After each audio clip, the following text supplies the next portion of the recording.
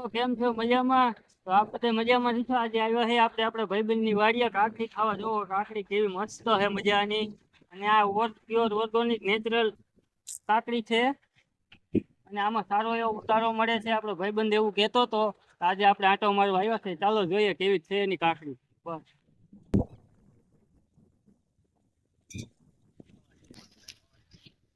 એમાં એવો ઉતારવાનો.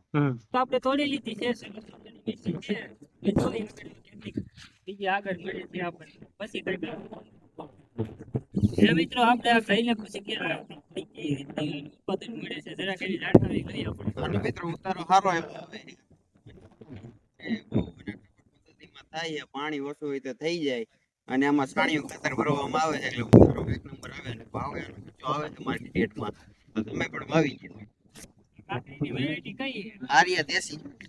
તો મિત્રો હવે આપણને કાકડી ખાતા ખાતા તો પોપૈયું દેખાણું આગળ જરાક પોપૈયું ઉતારી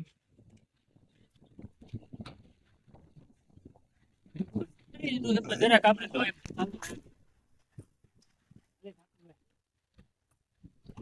હવે મિત્રો ધોવાય તો કેવું છે પોપૈયું. હવે જરાક ઉતારી ખાવાની મજા જ કઈક અલગ છે વાડીએ.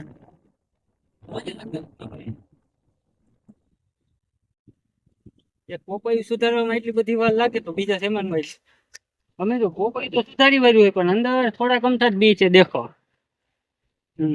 હા મિત્રો પોપૈયું તો ખાધું પણ હવે આપણે ભાઈ કહે કે આપણો રોપ જોવા જઈએ. હાલો આપણે રોપ જોવા જઈએ. આ રોપ તો આપણે જોઈએ કેવો છે. ચાલો બતાવું ના શેરનો રોપ છે. આ ફુલાવર નો રોગ કે બી આને કાયો કરીને નાખવો પડે નકર તડકાનો થાય નહીં.